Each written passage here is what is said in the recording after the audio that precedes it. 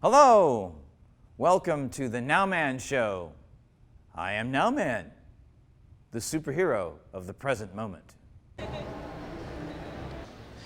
Hello, this is Niswander of the Nowman Show, and I am here at the Green Fest, downtown Los Angeles at the Convention Center, and we are going to give you an overview of speakers, vendors, all kinds of things going on here at this excellent event that takes place every year, Green Festival Expo. So let's do it right now.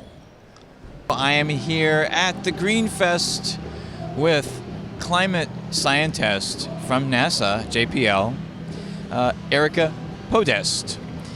And Erica just completed a talk called Eyes on Earth, Climate Change from Space.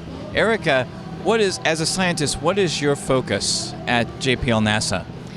My focus is the study of our Earth using satellite images. So what I want to know is, how is Earth changing because of climate change? So where does that start for you? I mean, where do you start? Do you look at images? Do you look at photographs, at video? What do you look at? So I look at image from a number of different satellites, and the area that I'm particularly focused in is the northern high latitudes, because that's really ground zero for climate change. What area is that? The northern high latitudes. Which would be? Which would be about 45 degrees north. So 45 degrees latitude north. So what landmass would that be?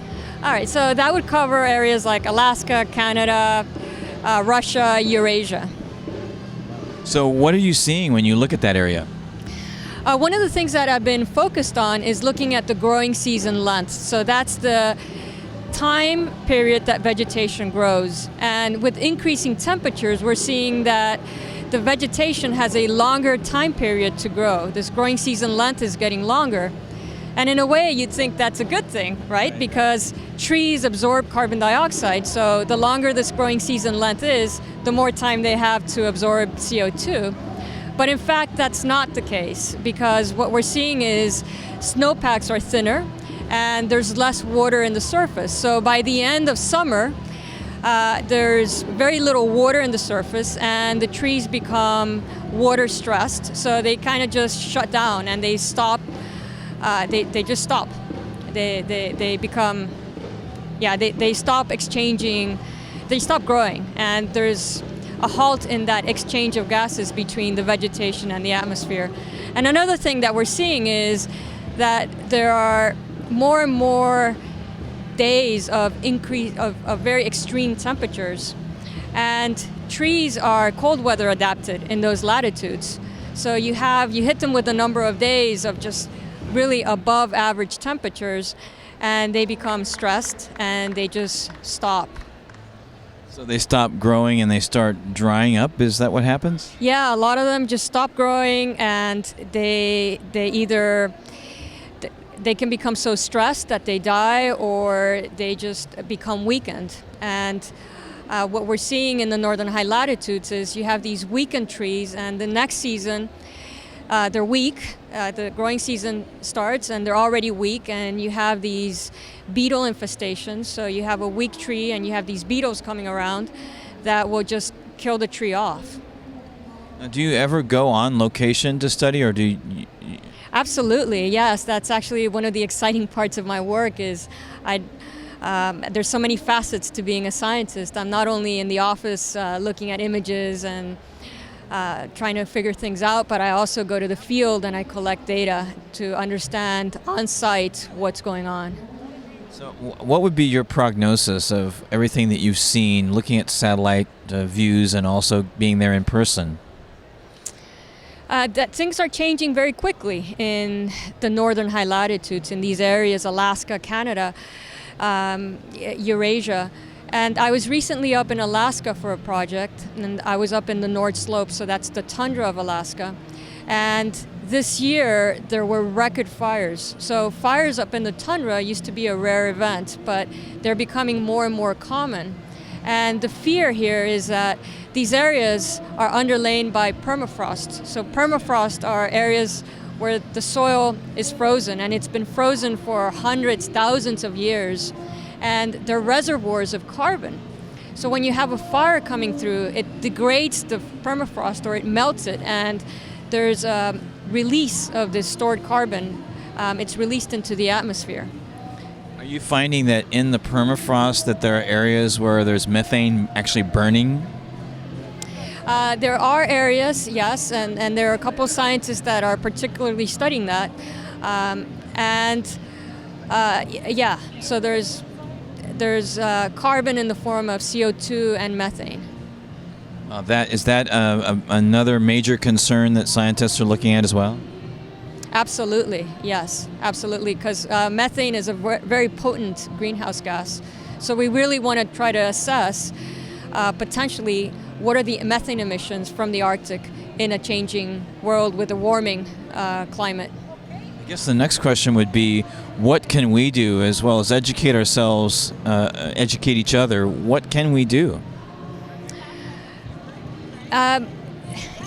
My best advice is to educate yourselves, go online. NASA has done a really great job in putting our information out there. Go to the climate.nasa.gov website. There's a lot of great information about climate change and what we're seeing in terms of global processes and what are the different symptoms and what the whole story is telling us.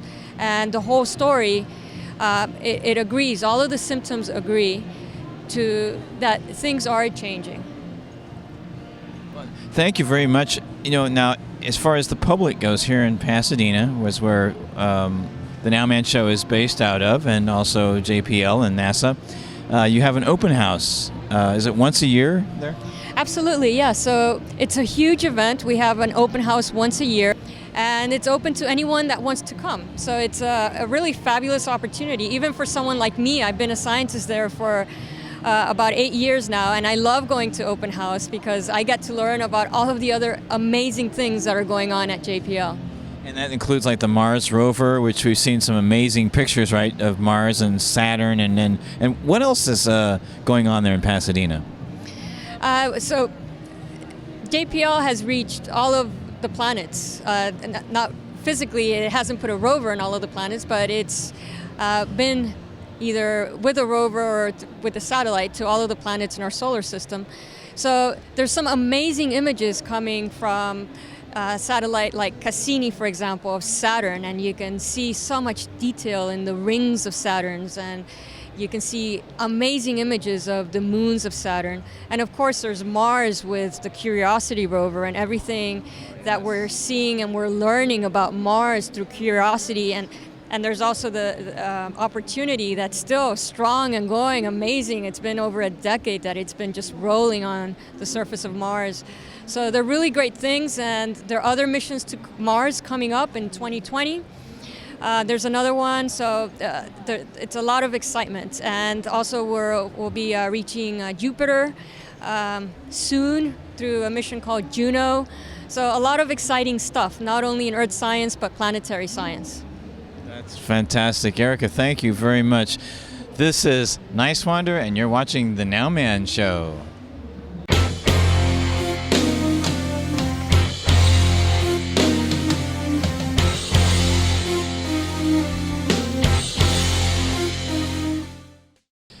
Hello, this is Niswander of The Nowman Show, and I am here with the lead instructor at the Permaculture Academy, who is also an ecological designer and a green business consultant, Larry Santoyo. Larry, welcome to the Nowman Show. Thanks for having me. My pleasure. Yeah. Now, we are here at the Green Festival, and you just did a talk on permaculture. Now, your work consists basically of teaching permaculture, and also you have a design business. Before we talk about that a little bit, for the listeners out there that may not know the definition, what is permaculture? That's something that I almost always avoid the answer to. Oh, really? Yeah. I'm glad you asked, so while I think of some way to change the subject. There's really no succinct way to answer it. All these years I've tried to come up with a way to do that, and I think that in the last few years the way that I've been describing or defining permaculture design before I change the subject is that permaculture design is decision making and problem solving protocols based on natural patterns. That's it. It's not about gardening. It's not about techniques and technologies. It's not about building with straw or mud. It's problem solving and decision making protocols based on the observation of natural systems. And you can use it for gardening, you can use it for natural building. You don't do permaculture, you use permaculture in what you do. You're a journalist, you could use permaculture design. I happen to be an educator and a designer and a builder, and I use permaculture design. I love that definition. And actually, the word culture automatically implies that. Yeah, I think that people still describe it, and even maybe Bill Mollison would describe it as permanent agriculture, and I've heard him say that before, but I've also heard him say that it was meant to be permanence in culture. So the idea, knowing full well that nothing is permanent, and I think that that's the brilliant part of that design, that our definition of permanence is constant change. I'm pleased to introduce to everyone our new friend and colleague here on the Nowman Show, Jamie Banks. Hi everyone, thank you so much for having me. I'm so excited to be here today. So Have a Heart Ranch Sanctuary, you won the community award. Here's a check.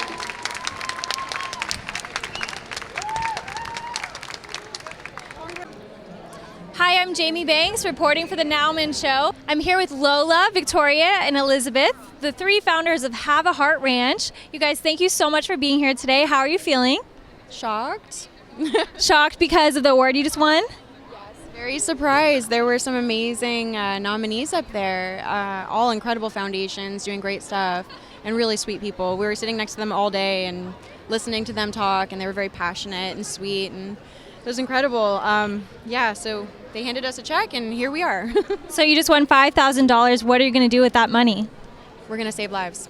We're going to save animals. We're going to help them become therapy animals for people that need these programs so desperately.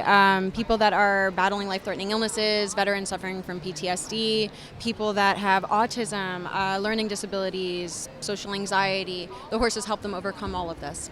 So what kind of animals do you save? We don't discriminate. We save all kinds of animals. It doesn't matter if they're wild animals or domestic animals or something in between. It doesn't matter if they're livestock. We take them all as long as we have the resources available, which luckily this check is going to help with. So yeah, this guy is really going for you, honey. I'm sorry. He's got to learn some manners. No problem. So how did you get this idea to start this organization? It was actually partly because of them. Ellie has high-functioning autism, and we looked into programs for her that might assist with this development and her motor skills and communication skills, social skills. Autistic people have trouble with all of the above and then some. So when we discovered that equine therapy was a hugely successful option, we started researching it further and realized, let's start saving animals. Let's get some horses over here. We've got a beautiful 5-acre property, and why not? Why not save animals and then let them work with kids? We saw how amazing they were with her, and her results were impeccable. And she said, we should offer this to a lot of other people. It's not fair that I'm the only one that gets to benefit. It should be everyone, anyone that needs this. And she was right. And now we're doing that, and our programs are just beautiful. It's such a blessing to be able to witness that and to share in that with people. So now we're working hard together, and we alternate. We call it Poop Patrol. She does pooper scooper duty 3 days a week, the other one 3 days a week, and then I do 1 day a week because I handle everything. And the girls are only 11 years old. So already they're getting an excellent start and learning responsibility, awareness, respect. We're vegan and very proud of that, and we try to educate others, and most importantly, we lead by example. So what sort of therapy programs do you have, and how would people be able to participate? We have therapy programs for veterans that are suffering from PTSD. We have an epidemic going on. People that are coming back from Afghanistan that have served for their country are losing their homes or losing their families. they're losing everything. The suicide rate is incredibly high, and no one's talking about it. So we're hoping to create awareness of that and to offer these people an option to find a place of healing and hope and peace and tranquility where they can reintegrate into life back home and not feel like they're alone. The children that have autism, the Autism Speaks programs are incredible. We don't just work with kids. We work with people of all ages who have autism and developmental disorders, stroke victims, people that are battling any kind of neurological issue. And it's incredible to see how the horse's energy reflects upon those people. They mimic the horse's energy. So when they're playful, the people that are visiting the ranch are playful. When they're in a bad mood, well, people in the ranch work extra hard to bring them up, and it's beautiful because we're working together to really have an impact on not just the people that visit the ranch, but the animals there. It's a really big team effort. Then we also have, oh yeah, that's Nico. This is one of our rescue guys. Sorry to interrupt here. This is one of our first rescues. I rescued him when I was about their age. He is now 20 years old. And it's just proof of what love can do. He was diagnosed with lymphoma, and they gave him about a month to live. That was 6 years ago. So this is what a vegan diet can do. We hope that everyone can follow that. So the additional programs that we offer are for people that are battling life-threatening illnesses, things like cancer, STDs, HIV/AIDS, emphysema, lung cancer, anything related to, like I said, life-threatening illness. Anything that you feel like there's no hope, you can come to us. We'll help you out. You can share the responsibility of the animals, connect with them on a very spiritual level, and just come in, feel loved, feel joy, and forget your pain for a little bit. And that's really helping a lot of people heal. Well, great. Thank you guys so much, and thank you so much for helping to make a difference any way you can. Bonjour! And I am here at the Green Fest with filmmaker Philippe Carrillo. Philippe, welcome to the Nowman Show. Thank you very much. Now, just saw you do and talk about your film, which is called Inside the Garbage of the World, which is an award-winning film, by the way. Congratulations on that. Thank you very much. And now, tell us about your film. Well, the films emphasize, the plastic pollution disaster, and I say disaster because it is really a disaster. People think, oh, okay, it's a problem, but actually, it's a disaster that is getting into, our daily lives right now, and people don't really know about it. Basically, everybody have a plastic chemical in their body as we talk right now already, and they don't know about it, and all of that is coming from the plastic pollution.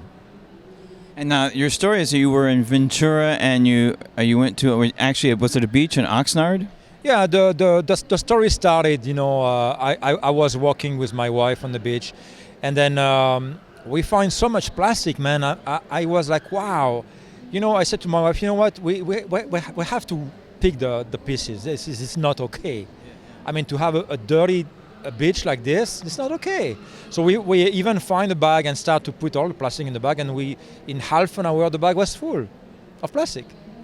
Wow, so that got you to thinking that if it's true here at this beach where there weren't that many people, then what kind of problem do we have worldwide, correct? Yeah, my question was like, wow, where this plastic is coming from? Because there was some particles and pieces of plastic that was like, wow, who used that? It was very weird. So anyway, we did our research, and I said, well, I heard about the plastic island, and then I did the research about the plastic island, on Google, whatever, and then I finally find out that it wasn't an island at all. There was already a documentation from Captain Moore that it was actually worse than that. It was a plastic soup everywhere in the world. So, my story is not like, oh, I became a filmmaker because that's my dream. I didn't have the dream to become a filmmaker. I just find out that it was my duty to do something about it, taking responsibility because I'm a part of it. How you change the future, how you change what's going on right now for the future, how to protect the world as it is. I mean, I don't have the pretension to change the world but at least I can do something about it. And this is how it started. And I did my research because I'm a professional in the film industry.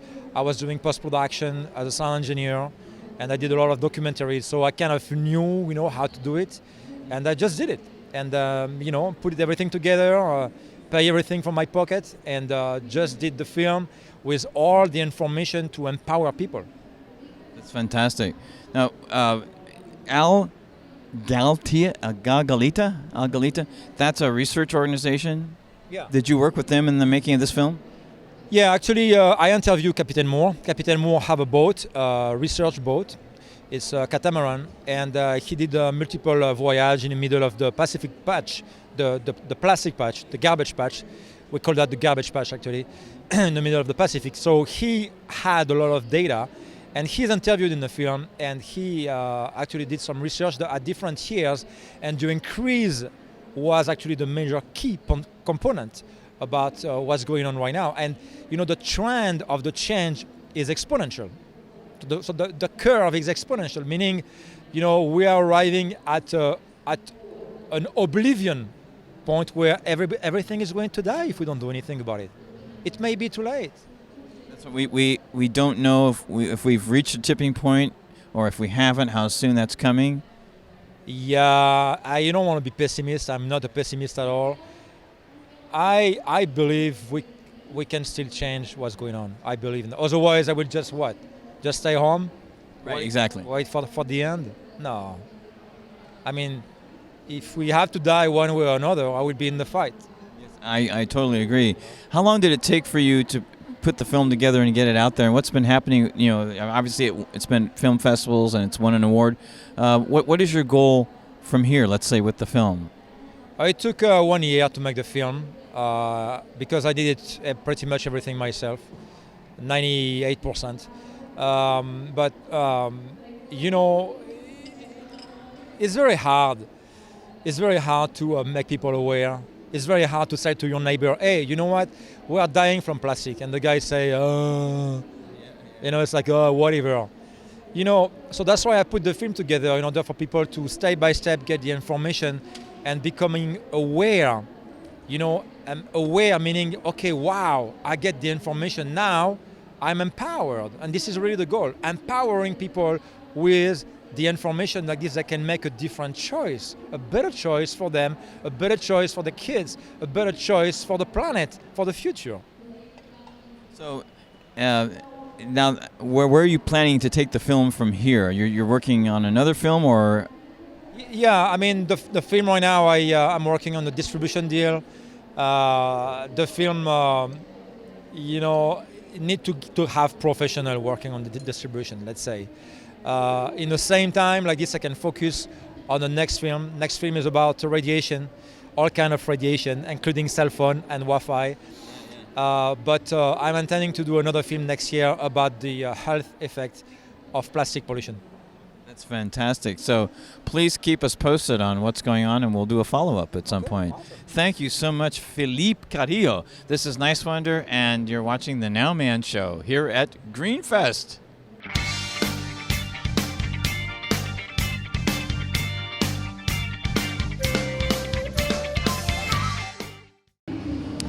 Hello, this is Niswander, and I'm with climate scientist Erica Potest. Erica? I think we need a new renaissance. What can we do together to make the world a better place? Wow. Okay, that's a great question. I'm not even sure where to start, but okay, I think looking at how you can change, right, and how you can change your lifestyle. So in terms of climate change, what can you do, or what can we do at a personal level to change the resources to change the way we live, to become more aware of the resources that we use. Anywhere from the amount of water that you use, to the amount of fossil fuels that you burn in your car, to the power that you have in terms of what you buy, in terms of where your food is coming from, packaging, little things like that, to just becoming more conscious of our environment and being more with it. So I think when you appreciate something, when you're out in nature, it's a good incentive to protect it and to save it. That's fantastic. Thank you very much. Hello, this is Niswander, and I am here with filmmaker Philippe Carrillo. Philippe, I have a question for you. Yes. I think we need a new renaissance. What can we do together to make the world a better place? Well, the first step, I guess, is to open a door, your own door to awareness. Search. Do some research, the real research, how to search. Well, you pull a string, and if you don't find, the data you want, continue to pull the string. And at the end of the string, you will find the real information. And then, I don't know, meet people like here at the Green Festival. You can meet people who have the kind of the same mindset about opening their mind to something more sustainable, more green, and better for the future generations. That's fantastic. Thank you very much. Welcome.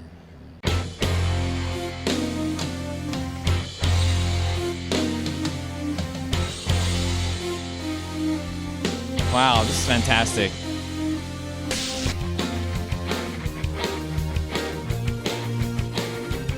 Hi, I'm Antonio Sayant from Angel Light Pictures, www.angellightgroup.com.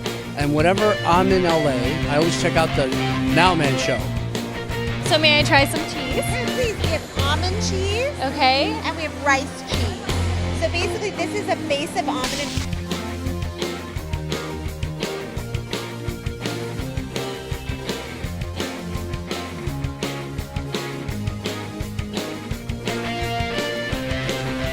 Wow, this is fantastic. We have a Grammy Award winner, Mama Who, playing Lakora from Bali.